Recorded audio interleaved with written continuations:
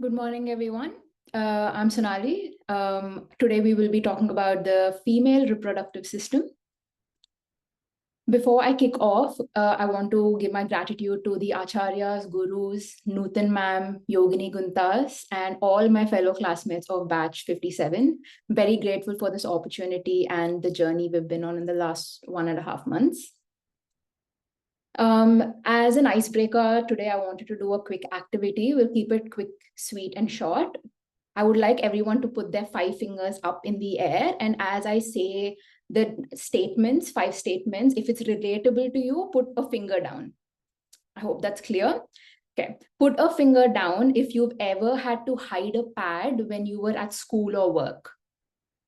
Put a finger down if you've ever been told that girls are just moody during their period instead of being understood. Put your finger down if you've ever felt shy to say the word period or vagina in a public setting, especially around men. Put your finger down if you've ever wished that there was better education around menstrual health when you were younger.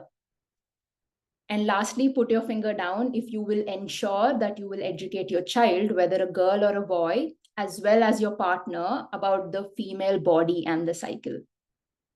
So I'm sure at least 1 or 2 or more fingers must have gone down for all of us. And I've curated this icebreaker just to reflect on this topic as a nutshell, and also remind all of us that we can break this taboo by educating the people around us of this beautiful superpower that we as women have. So touching on this beautiful superpower, which is our female reproductive system, we'll firstly look at the anatomy of it, and we'll touch on the external genitalia as well as the internal. Starting off with external, we have our clitoris, which is the button-like structure on top of our uterus right here. And this is great for massaging it, for arousal, for lubrication, to get into the mood of sexual activity. Urethra, right under it, is your passage for passing urine out of your body. Vagina, which we know is a great passage for childbirth, any discharge during your period, your menstrual blood, and also for intercourse. Your lips here, your labia majora and minora. So minora is the internal thinner lip, and your majora is the external thicker lip. So that's a quick screen grab of your external organs.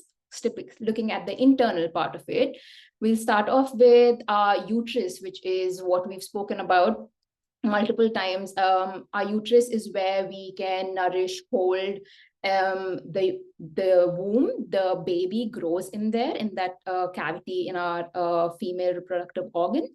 The uterus has different layers to it, which are these 3 layers that I'm hovering over. Starting off with the internal layer, which is your endometrium.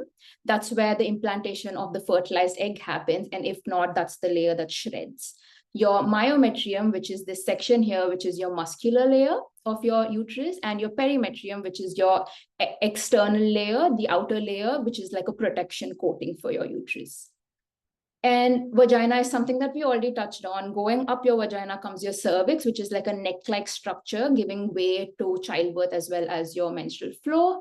And then comes your ovaries and your tubes. You've got your 2 ovaries on each side as well as your fallopian tubes on the each side. Like we know, egg is produced in your ovary, which then moves into your fallopian tube for fertilization before it moves down into your uterus. So that's, again, a quick understanding of our female reproductive organs internally.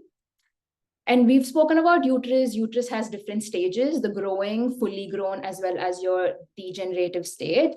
Just with your puberty in your growing state is when you get your first period, and then you've got your fully grown stage. But don't be fooled, your fully grown stage also has 2 different levels of it, your nulliparous and your parous.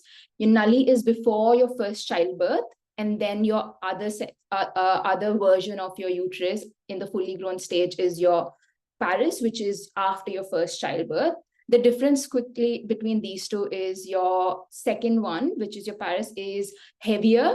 It's got a thicker muscular structure, and it's thicker, and like it's experienced something already. So it's like more mature. So jumping into the physiology of it, with a female reproductive system, there's multiple things that it does to our body, right? We'll touch on menstrual cycle, your hormones, as well as pregnancy.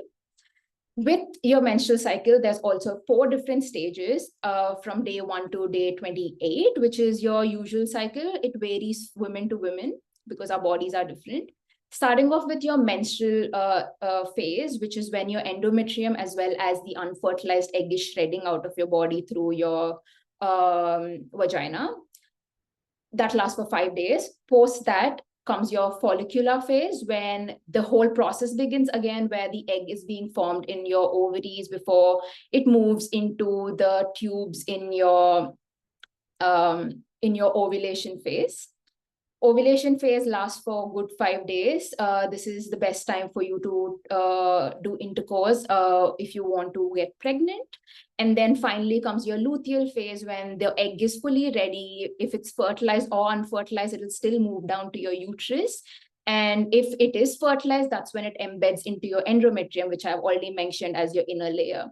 And this cycle repeats on and on every month for a healthy uterus, a healthy female with a healthy menstrual cycle, unless it is implanted in your endometrium for pregnancy.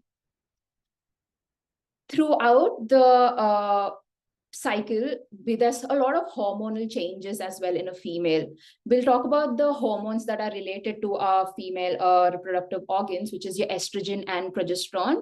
If you look at your days of your menstrual cycle here, and given this is your ovulation time, mid of the cycle, estrogen peaks right before ovulation, which helps in growing the eggs, and progesterone is peaking right after your ovulation, which is preparing your body and your uterus for pregnancy. This peak in estrogen is giving you more energy. It's giving you more interactive capabilities, where you're more keen on interacting with people. Where your peaking of your progesterone is when you're feeling more bloated or you're feeling moody right before your period, which is also known as PMS. Quickly jumping on with your last slide, which is pregnancy. This is another physiology case study of your female reproductive organs.